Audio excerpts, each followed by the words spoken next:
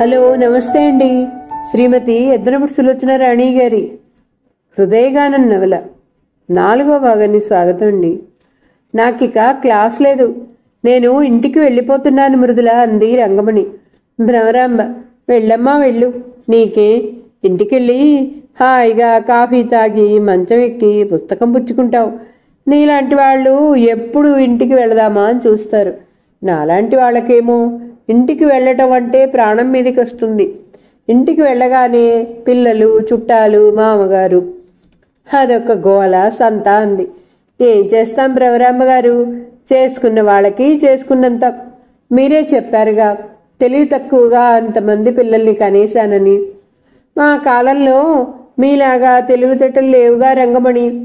ఒట్టి పిచ్చి మొద్దులం, జీవితం ఎంజాయ్ చేయటం రాదు. అమ్మా నాన్నలు 18 సంవత్సరాలు రాకమునిపై పెళ్లి చేసుకోమంటే చేసుకున్నాం. పెళ్ళైనప్పటి నుంచి ప్రతి సంవత్సరం అయితే బాలింత, లేకపోతే సూలింత. నాకు 8 మంది పిల్లలు. వాళ్ళని కనటం, పెంచటం, రోగాలు, రోస్టులు, వీటితోనే జీవితం తెల్లారింది. వాళ్ళు పెద్దయ్యారని తెరిపు ఉందా అంటే అది లేదు. మళ్ళీ వాళ్ళకి పెళ్ళిళ్ళు ఎలా చేయాలి, కట్నాలు ఎలా ఇవ్వాలి, ఆడపిల్లలకి ఎలా డబ్బు కూడబెట్టాలి, మగపిల్లలకి చదువులు ఎలా చెప్పించాలి, బంధువుల ఇంట్లో పెళ్ళిళ్ళైతే ఏ ఖర్చులు మాని రైలు ఛార్జీలు పెట్టుకుని వెళ్ళాలి. మా జీవితం నిండా రోజు ఇవే సమస్యలు. మా పెద్దదాన్ని చదువైంది, ఉద్యోగం రాలేదు, పెళ్లి చేయలేదు, అప్పుడే చిన్నది. మూడోది దాని వెనుక తయారై కూర్చున్నారు. అబ్బబ్బా, ఇక చెప్పలేనులే. ఈ మనసుకి, ఈ శరీరానికి క్షణ విశ్రాంతి లేదనుకో. ఇక చచ్చిన తర్వాతే చిర విశ్రాంతి. ఇప్పటి పిల్లలు ఎంత తెలివిగల వాళ్ళు. వాళ్ళకి సంసారాలు చేయటం అంటే రాజ్యం ఏలినట్టే. పిల్లలు పుట్టాలంటే వాళ్ళ ఇష్టం, చీరలు కావాలంటే వాళ్ళ ఇష్టం.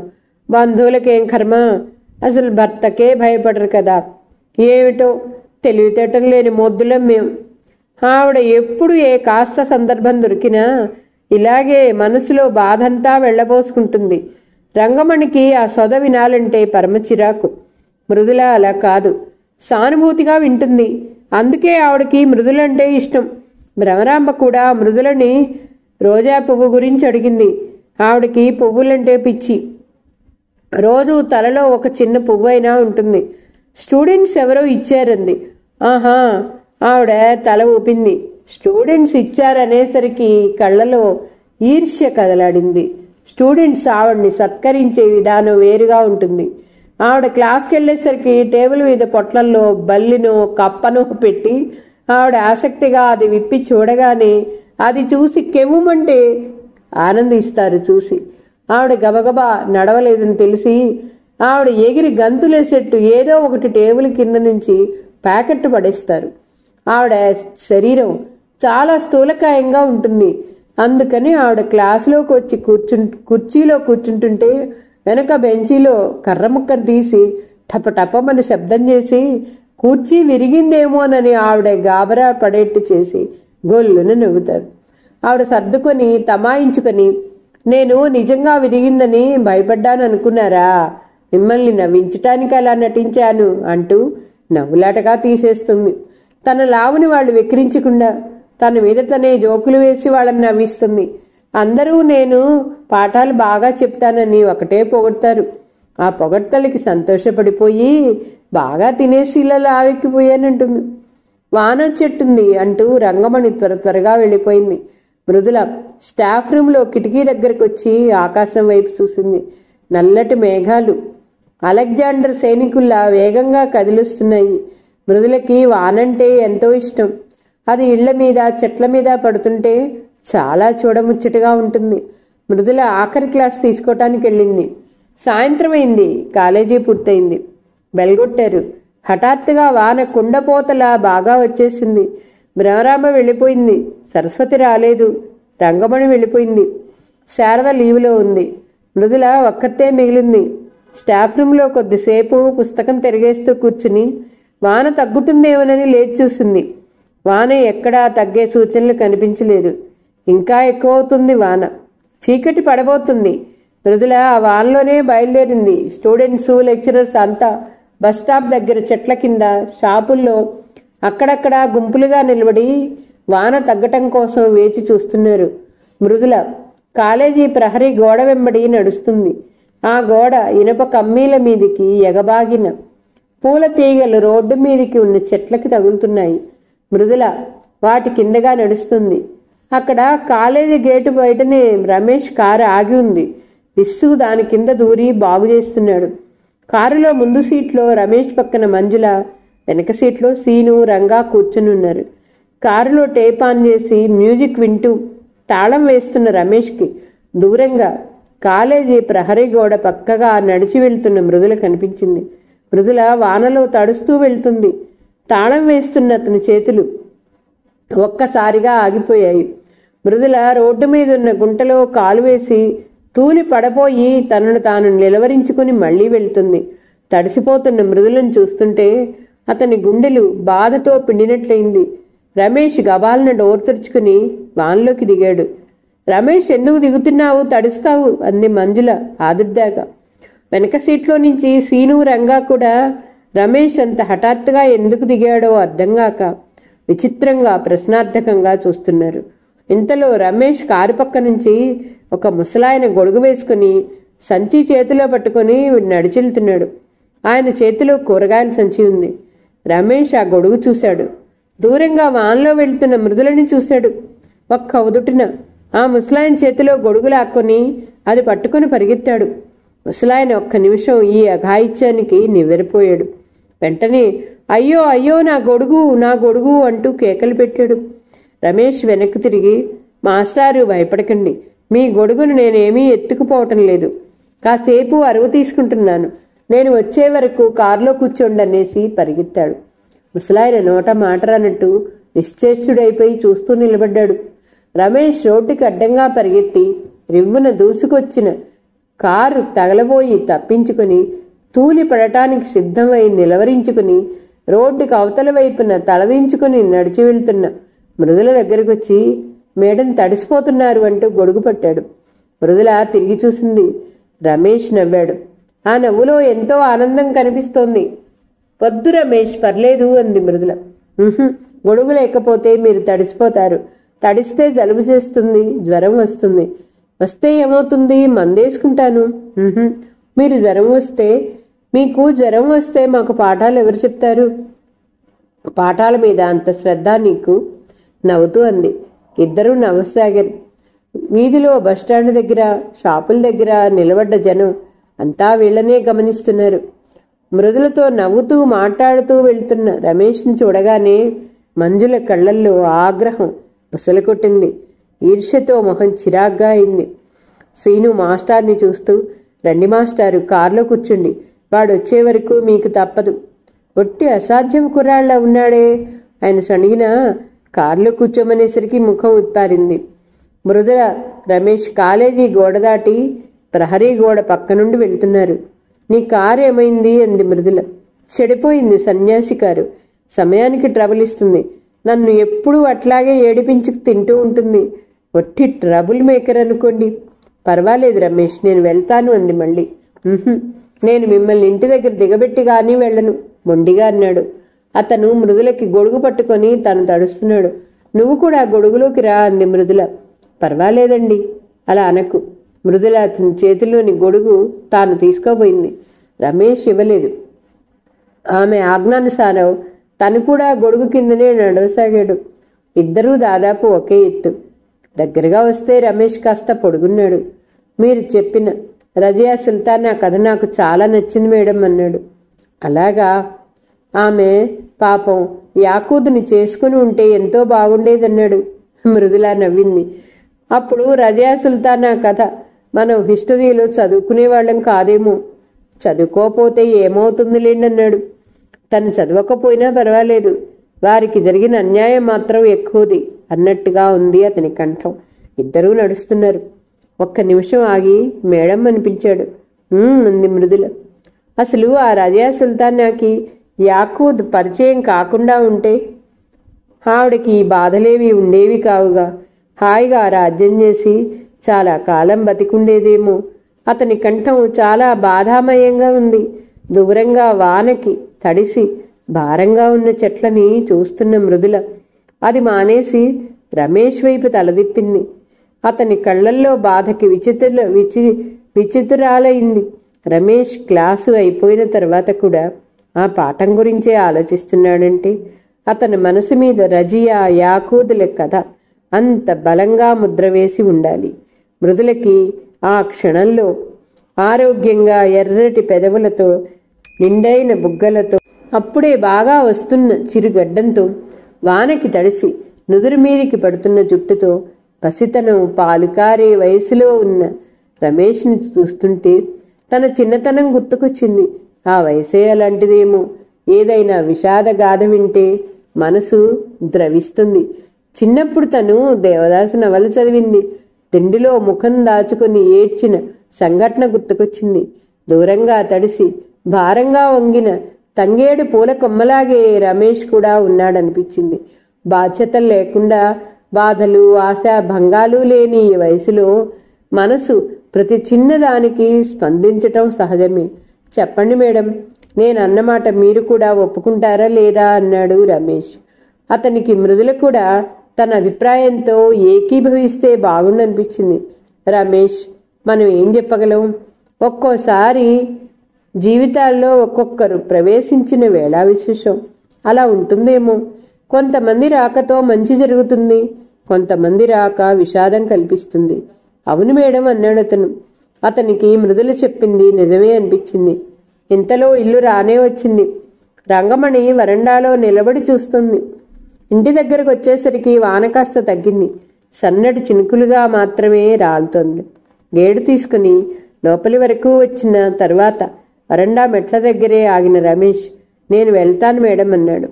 లోపలికి రా, కాఫీ తాగెళ్దుగానంది మృదుల. వద్దు, వెళ్ళిపోతాను, నా ఫ్రెండ్స్ ఎదురు చూస్తుంటారు అన్నాడు మొహమాటంగా. సరే, ఇంకొకసారి ఎప్పుడైనా వచ్చి కాఫీ తాగెళ్ళాలంది. అలాగే అన్నట్టు చప్పున తలదిప్పాడు. అతని ముఖంలో ఆ ఆహ్వానం వినంగానే ఆనందం మెరిసిపోయింది. సరే, థ్యాంక్ యూ అంది మృదుల. వరండా పై మెట్టు మీద మృదుల నిలబడింది. కింద రమేష్ గొడుగు వేసుకొని దాని పిడి తిప్పుతూ నిలబడున్నాడు. అతను క్షణం సేపు మృదుల ముఖాన్ని చెంప పక్కన నుంచి వాడిపోయి తొంగి చూస్తున్న ఎర్ర గులాబీని తదేకంగా చూశాడు. అతని ముఖంలోకి రక్తం పొంగొచ్చింది. నేనే మీకు థ్యాంక్స్ చెప్పాలన్నాడు. నువ్వా? ఎందుకు? మీరు చెంప పక్కన ఉన్న గులాబీని వేలుతో చూపిస్తూ అది పెట్టుకున్నందుకు. ఆ మాటలు గబగబా తరుముకొస్తున్నట్టుగా వేగంగా నేసి గిర్రున వెనక్కి తిరిగి తుర్రున పారిపోయాడు. మృదుల క్షణంసేపు అలాగే నిలబడిపోయింది. దూరంగా వాన చినుకుల మధ్య నుంచి రమేష్ వేగంగా పరిగెడుతున్నాడు. అతను వేసుకున్న ఆ గొడుగు నల్లటి తుమ్మెదలా ఎగురుతున్నట్టుగా వెళుతుంది.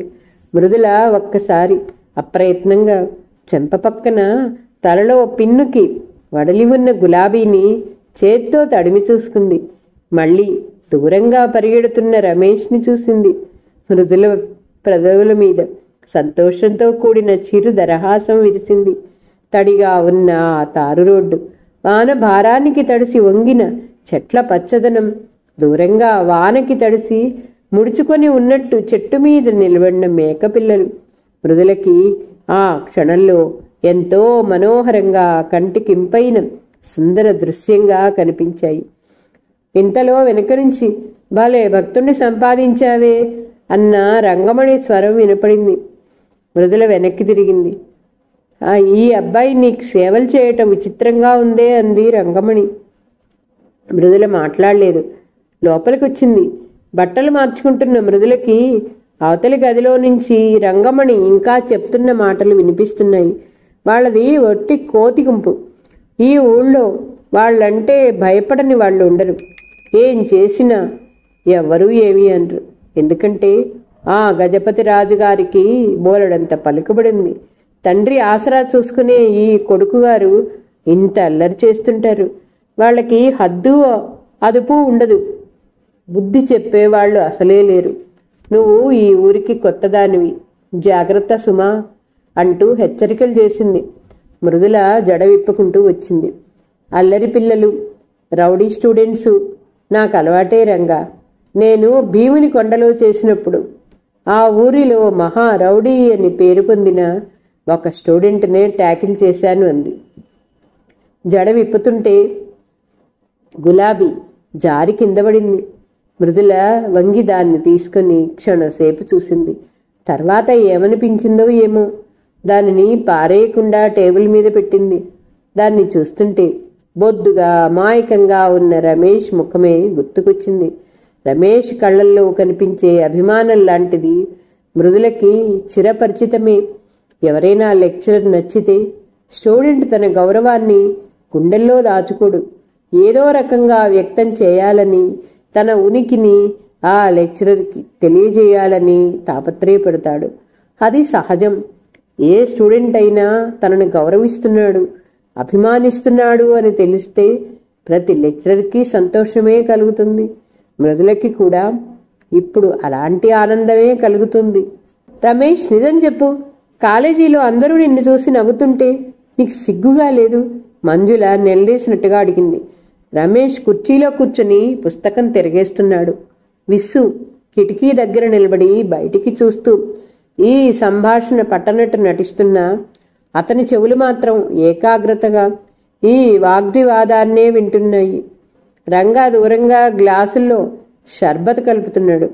సీను చేతులు కట్టుకుని టేబుల్ ఆనుకుని రమేష్ని నిలదీసి అడుగుతున్న మంజులకు జవాబు చెప్పలేక నిస్సహాయంగా ఫీలవుతున్న రమేష్ని, ఎర్రబడిన అతని ముఖాన్ని మార్చి మార్చి చూస్తున్నాడు. అది రమేష్ గది. గోడ నిండా రకరకాల పోస్టర్లు అంటించున్నాయి. టేబుల్ మీద రికార్డ్స్ పడున్నాయి. కెమెరా ఉంది. కుర్చీల మీద, కిటికీ రెక్కలకి, పుస్తకాల మీద రమేష్ ఖరీదైన బట్టలు చిందరవందరగా పడేస్తున్నాయి. ఒక్క నిమిషం ఆ గదిని చూస్తుంటే రమేష్ మనసులాగే గజిబిజిగా ఉన్నట్టుంది. మంజులని అతన్ని చూస్తూ చాలాసేపటి నుంచి వారిద్దరి మధ్య వాగ్యుద్ధం జరుగుతున్నదిగా ఉంది.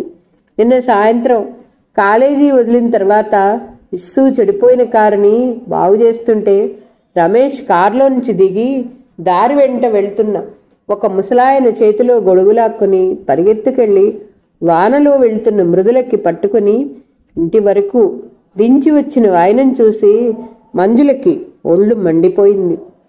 మంజుల ఇంతవరకు ఎప్పుడూ చూడనంతగా తిరిగి వచ్చిన రమేష్ ముఖం ఆనందంతో వెలుగుతుంది. రాగానే జేబులో నుంచి 20 రూపాయల కాగితం తీసి ముసలాయన చేతిలో పెట్టి గొడుగు చేతికిచ్చి, థ్యాంక్స్ మాస్టారు, మీకు చెప్పలేనంత కృతజ్ఞ అనుకోండి అన్నాడు. ఆయన ఆ 20 రూపాయల కాగితం చూసి ఆశ్చర్యంగా ఇదేమిటి అన్నాడు. మీ గొడుగుకు అద్దె, అసలు ఎంత ఇచ్చినా తీరదనుకోండి అన్నాడు. అప్పటి వరకు ఆ కారులో కూర్చొనిచ్చినందుకు సంబరపడిపోతున్న ఆయన ఈ 20 రూపాయలు చూసి అయోమయం అయిపోయాడు. ఆయన వెళ్తుంటే రమేష్ ఆయన వెనక నుంచి ఆయన్ని మురిపంగా చూసి గాల్లోకి ముద్దు విసిరాడు. కారు బాగు చేసి బయటకొచ్చి చేతులు తుడుచుకుంటున్న విస్సుని చూసి, విస్సు, పార్టీ కావాలని అడిగావుగా, డబల్ పార్టీ ఇస్తాను, ఏదైనా సరే, granted, I am very very happy. 2 చేతులు గాల్లోకి ఎత్తి డిక్లేర్ చేస్తున్నట్టుగా అన్నాడు. ఆ క్షణంలో అతన్ని చూస్తుంటే ఆనంద నాట్యం చేస్తున్న నటరాజులా ఉన్నాడు. ఏమిట్రా, ఎందుకంత సంతోషం? విస్సు తెలిసినా తెలియనట్టు అమాయకంగా చూస్తూ అడిగాడు. మేడంని గొడుగులో దించొచ్చాడుగా, అందుకు కన్ను గీటాడు రంగా. పాపం, ఒకే గొడుగులో వెళ్ళారుగా, తీరా భుజం తగిలిందా? ఆదుర్దాగా అడిగాడు సీను.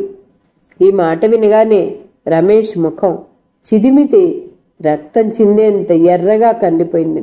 అంతలోనే ఆ కళ్ళల్లో కోపం కూడా వరదలా పొంగొచ్చింది. సీను కాలర్ పట్టుకొని చేయెత్తుతూ, షటప్, డర్టీ జోక్ వేశావంటే చంపేస్తాను జాగ్రత్త అంటూ బెదిరించాడు. ఒరేయ్, ఆవిడ ఎవరనుకున్నావరా? మేడం. ఇస్సు కళ్ళు పెద్దవి చేసి పరమ రహస్యం బోధిస్తున్న గురువులా మొహం పెట్టన్నాడు. మంజుల మాత్రం ఏమీ అనలేదు. రమేష్నే చూస్తుంది. ఇంకో స్త్రీ కారణంగా రమేష్ ముఖంలో అంత ఆనందం, పరవశత్వం మెరవటం మంజుల భరించలేకపోయింది. మంజులకి ఈర్ష్యతో మనసు బగ్గుమంది. కానీ ఆ సమయంలో రమేష్ని ఏమీ అనలేకపోయింది. కారు స్టార్ట్ అయింది. విస్సు వెళ్ళి మంజుల పక్క మొదటి సీట్లోనే కూర్చున్నాడు. రమేష్ స్టీరింగ్ దగ్గర కూర్చున్నాడు. ఆ కారులో వారి స్థానాలు ఎప్పుడూ అవే. స్టీరింగ్ దగ్గర రమేష్, అతని పక్కన మంజుల, మంజుల పక్కన విస్సు, వెనక రంగా, సీను, ఎప్పుడైనా కలిస్తే రమణ. రమణని వాళ్ళ నాన్న ఎక్కువగా వీళ్లతో కలవనీడు. రమేష్ డ్రైవ్ చేయటం విసుగు పుట్టినప్పుడు అప్పుడప్పుడు విస్సుకి స్టీరింగ్ ఇస్తాడు. విస్సు రమేష్ దగ్గర కారు నడపటం, బాగు చేయటం రెండూ నేర్చుకున్నాడు.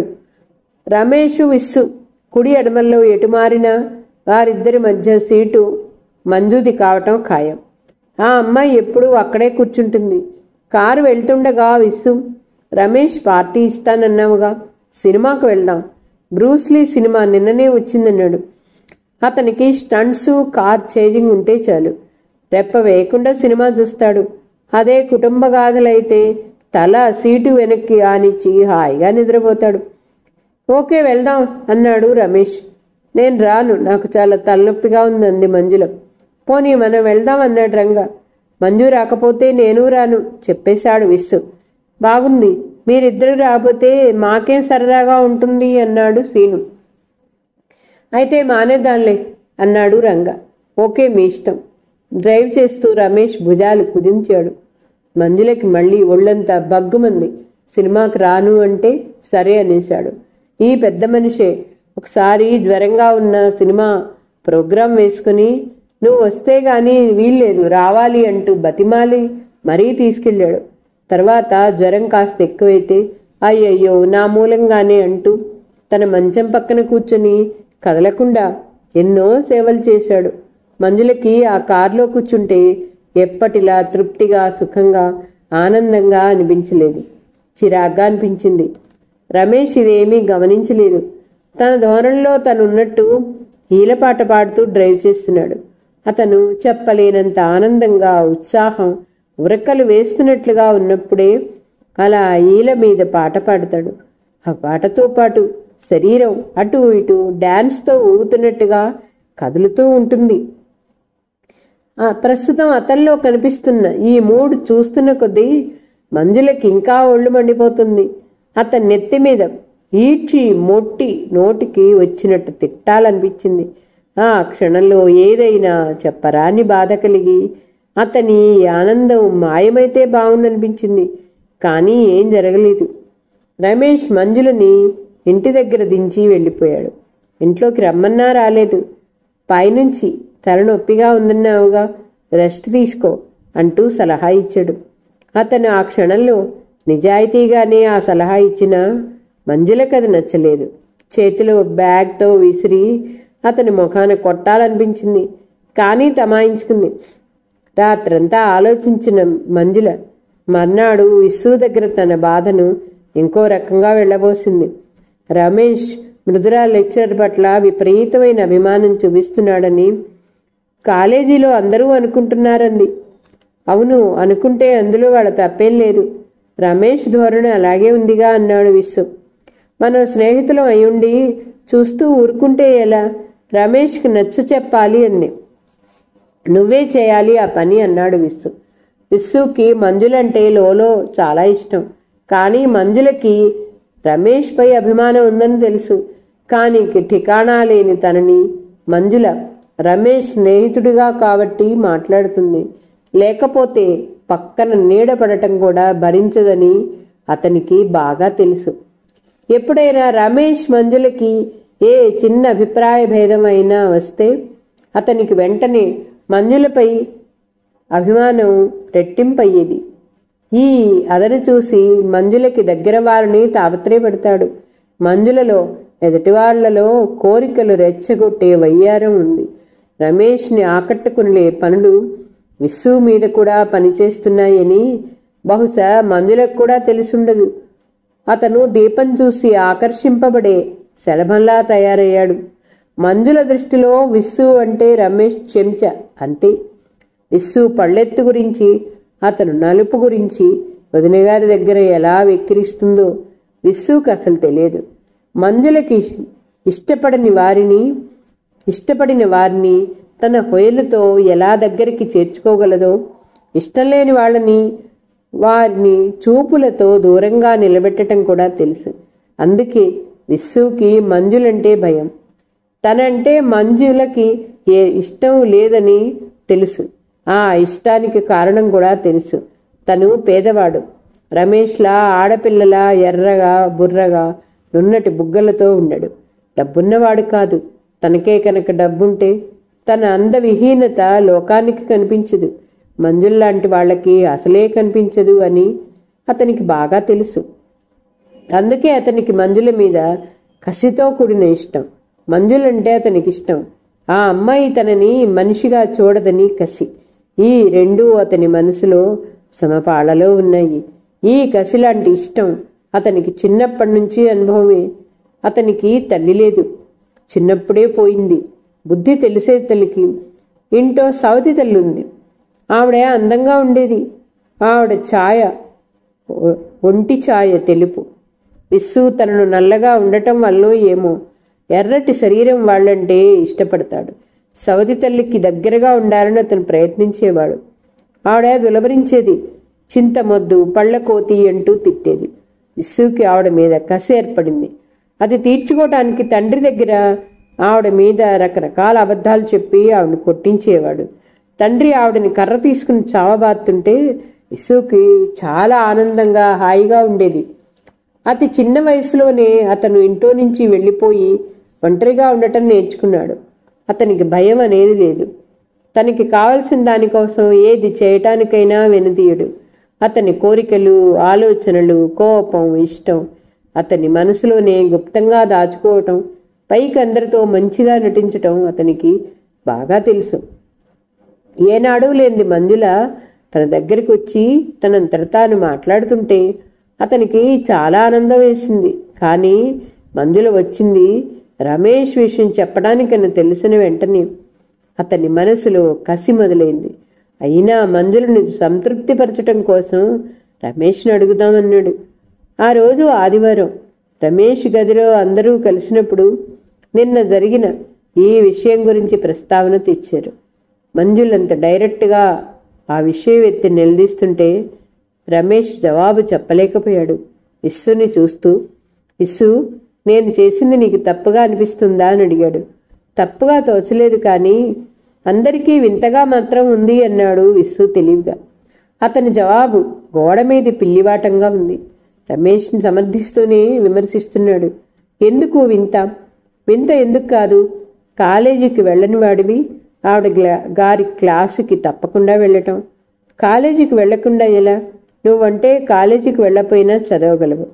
నీకు చదువు మీద శ్రద్ధ. ఎంత ఆశ్చర్యం! చదువు మీద శ్రద్ధ ఉంటే 10th అన్నిసార్లు తప్పుతావా? నువ్వు శ్రద్ధగా చదివితే ఈ పాటికి బిఏ అయిపోతూ ఉండేది కదరా అన్నాడు విస్సు. రమేష్ తలదించుకున్నాడు. విస్సు అన్నమాట నిజమే. తను అసలు చదివేవాడు కాదు. చదువుకుంటానని తండ్రి ఎన్నెన్ని లంచాలు పెట్టేవాడు. కోరిందల్లా తెప్పించి ఇచ్చేవాడు. అవన్నీ తాను తీసుకుని చదువు మానేసేవాడు. తండ్రి తిట్టి తిట్టి ఇక లాభం లేదని ఊరుకున్నాడు. అతను కాలేజీలో చేరింది సరదాకి. స్టూడెంట్ యూనియన్ ఎలక్షన్లో గెలిచి సెక్రటరీ అవటానికి. అతను కోరుకున్నవన్నీ అయ్యాయి. ఎలక్షన్లో గెలిచి సెక్రటరీ అయ్యాడు. ఇక చదవటానికే నిశ్చయించుకున్నాను అన్నాడు Ramesh. Thanks to Mridula lecturer అన్నాడు విస్సు. విస్సు నోటి వెంట ఆ పేరు వినగానే రమేష్ పిడికిలి బిగించి గిర్రున అతని వైపు తిరిగాడు. విస్సు వెంటనే దండం పెట్టాడు. ఆగరా ఆగు, ఆవిడ్ని నేనేం చెడ్డగా అంటలేదు. ఎందుకంటాను? నీకు ఇష్టమైన వాళ్ళని నేను ఎప్పుడైనా ఏమైనా అన్నానా అన్నాడు విస్సు. అని క్రీగంటను మంజులను చూశాడు. అతను కావాలని వేసిన ఈ సమిధులు బాగానే బగ్గున మండాయి. సరే, మీ ఇష్టం వచ్చినట్టు ఊరేగండి. మంజుల బ్యాగ్ తీసుకుని హై హీల్స్ టకటకలాడించుకుంటూ వెళ్ళిపోయింది. రమేష్ బాధగా చూస్తుంటే విస్సు వెనక నుంచి మంజుల నడువు వంపు చూస్తున్నాడు. మంజుల వెళ్ళిపోయింది. విస్సు వెంటనే రమేష్ వైపు తిరిగి, రమేష్, నేను నిజంగా నీ ప్రవర్తన చూసి చిరాకుపడి విమర్శించాననుకుంటున్నావా? ఏం లేదు, స్నేహితుడివి కదా. నీ గురించి ఎవరైనా చెడ్డగా అనుకుంటే నాకు చాలా బాధగా ఉంటుంది. మృదులా లెక్చరర్కేం చాలా మంచిది. ఈరోజు కథ ఇంతటితో సమాప్తమండి. మరలా తర్వాయి భాగంతో కలుద్దాం. నా కథ మీకు నచ్చితే please like, share, subscribe and comment. ఉంటానండి. పద్మావతి చావలి.